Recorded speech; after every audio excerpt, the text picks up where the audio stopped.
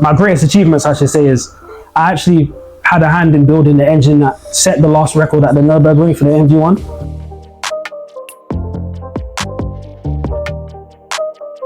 What's good, people? My name is Austin, also known as AB, and I'm an ex-Formula 1 engine builder, and I'm now an engineer. Our journey's a bit different to the average person that's sort of in engineering. So funny enough, my undergrad degree is in biomedical science. So I first started off as a scientist. Most people, their parents want them to be doctor, lawyer, all of that sort of stuff. So naturally, I kind of fell into that progression as most people do. So I was working for a bit in biomed. Just wasn't really working out for me. Like, I've always been into cars. I've always liked cars, play cars, video games, Need for Speed, those sort of things.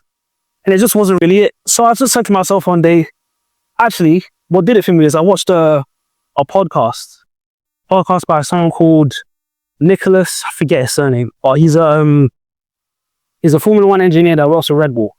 And he was explaining basically how he got into the F1. And he said, obviously, I grew up in London. So in London, there's not really many opportunities for professional motorsport. Obviously, you've got a lot of people going up and down the roads doing hiji-haga, burnouts, car meets, that sort of thing. But in terms of professional doing it as a career, like as an engineer or a driver, it just doesn't really exist in London because most of that stuff is sort of in the Midlands, so a bit like north. So I seen this podcast and he basically said he kind of got started out by going to his local racetrack and just asking people if they needed help. That's sort of how he got his experience. And obviously most people that come from my sort of background have never even seen a racetrack. Like, we don't even know what they look like up close. We just see them on Gran Turismo and on the TV doing watching F1. So it was never really a thing for me. But when he said that, something clicked. And I was like, let me just try it. So one day I booked a Friday off work and they had a testing day at the local track. So I pulled up at the local track, which is, to me, is Brands Hatch. So people from London or people from England are watching it.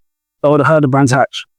And they've got, down the pit lane is just a series of garages as you have at any pit lane. So I went down the pit lane literally asking people, do you need help? Do you need help? Do you need help? Now, see, as you can imagine, there's loads of people there with their expensive race cars and this random kids just come in asking if they need help. Or just like, no, we're good, mate. Like, don't come in and just, all right. So I got to the last garage and I'm thinking, fam, like, this might be, I might have to go home, Got to the last garage and there was a guy in there working on his car by himself. So I said, oh, like, do you need help? And he was like, yeah, actually, like, funny thing, his race team were working on a different car that was supposed to win the championship that same weekend. And he was in there by himself. And he just said to me, yeah, come and turn some spanners. And I was like, I couldn't believe it. Like, I'd never worked on a race car before. I'd never been at a racetrack before. So as nervous as I was like, listen, this could be like life-changing for me. So that's kind of how I got fired. Made a good impression with them. They asked me back to do a couple of race weekends with them. So that's sort of how I made my first kind of network in the motorsport industry. And motorsport is very niche. In most countries, it's very niche. Like, you don't really just kind of waltz into it. You got to know people. It's expensive. So the network is always really important. And that's sort of how I began mine. So after I met him and his team, I was sort of just like, listen, I'm going to go fully into this racing thing, fully into this motorsport thing. At the time, I wanted to be like an aerodynamic performance engineer. So specifically in F1, they have those sort of jobs that like F1, GT, those sort of high level motorsport kind of racing.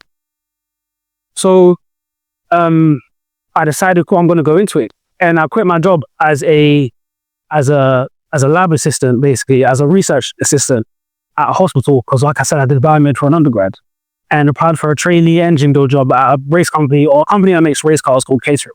So a lot of people might know of them. They make like Lotus 7, small like open wheel race cars. So I started building these engines completely from scratch. I had absolutely no experience building an engine. Like, my only prior experience had been kind of working on my own cars, working on friends' cars, and sometimes you make some mistakes for that. Some I'll get into in a minute.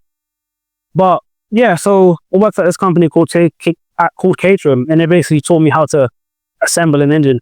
And obviously I did a lot of work outside of work. Also applied for an engineering master's degree, even though my undergrad degree wasn't anywhere near engineering. But because of the experience I'd had and how I'd shown how I was sort of proactive and willing to kind of get started in the industry, they let me in, and I sort of picked up a lot of things on the way. So shortly into my time at Caterham, literally about 3 months, I got approached on LinkedIn by a recruiter who was recruiting for a Mercedes project. So this is a project at Mercedes Formula One HPP. So I remember I seen the message, and at the time, because I was quite active on LinkedIn doing book reviews of like engineering reviews and things like that, also reviewing books about engineering and reading engineering papers, a lot of people messaging me, a lot of students, a lot of kind of these recruiters that just message you and just nothing comes of it. So I'd seen it, and I think I'd been approached at that time prior by like representative for like Gordon Murray and Parent, but they never really took off. So I seen this email come through and I kind of just ignored it.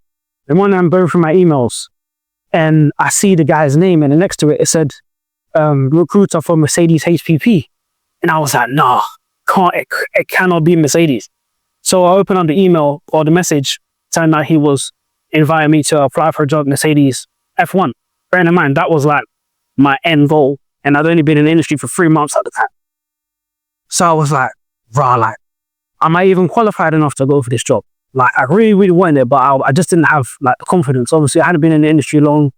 I'd only turned spanners on like a handful of engines. So I didn't think I'd get it. So I ended up going for it, applying, and I ended up getting a job. Long story short.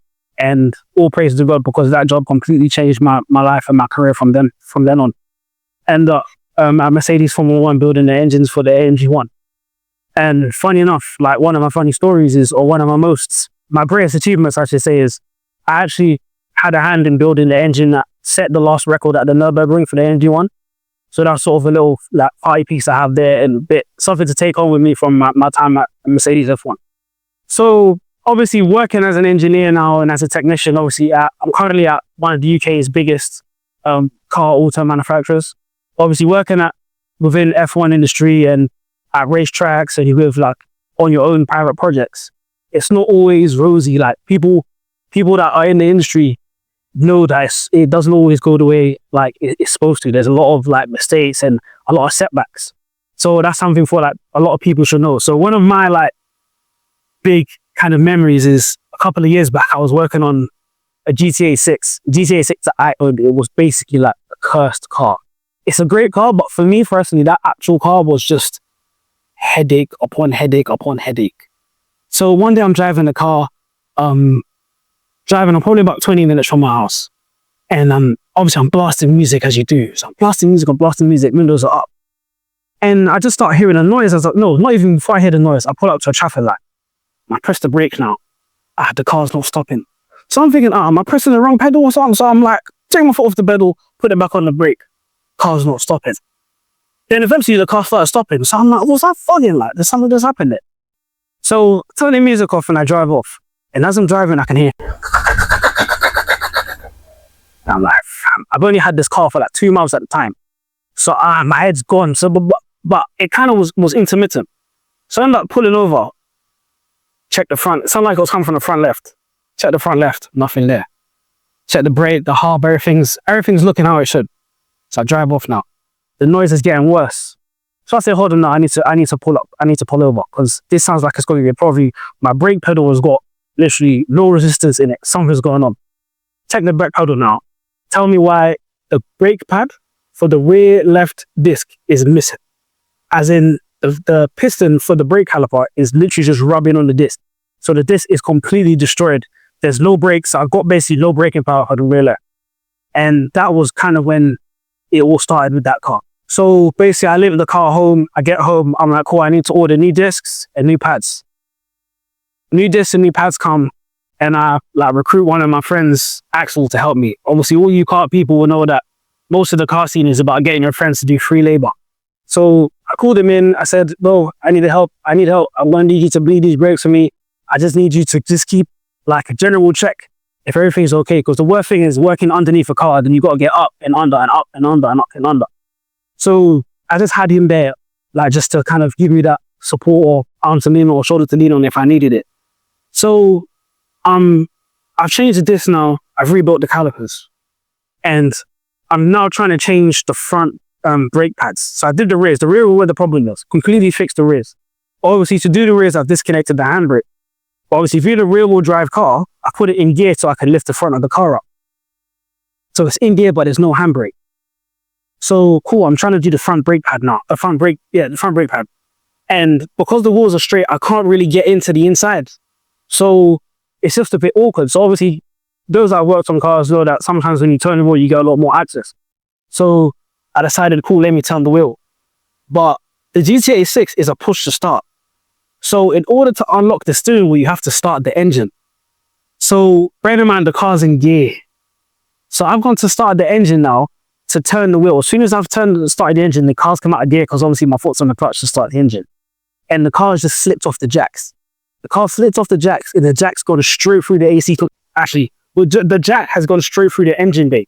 Yeah, so I'm sitting in the car. My boy's over there. We're looking at each other. I'm looking at him through the mirror, the window even. And he's like, yay. And I'm looking at this car, level on the ground. Obviously, my car's on coilovers, but I've never been that low before. Like, the subframe's on the ground. And the first thing that comes to my head is not even what damage have I done to the car. I'm thinking, my dad's inside the house. He's going to come out and see this car flat on the floor and he's going to kill me. So I said, listen, nah, I need to get this car off the ground. But obviously, the jack is stuck under the car, so there's no clearance on either side of the car to put a jack under and lift it up. So the only choice I had at that point was to literally jack the car up where it stood. And obviously, the end of the jack is somewhere inside the engine bin. So I can jack this up and it can go through a damper, or it can go through the sump, or it can go through like anything in the engine door. Like, it's not at the jacking point. It's a mystery where this jack is.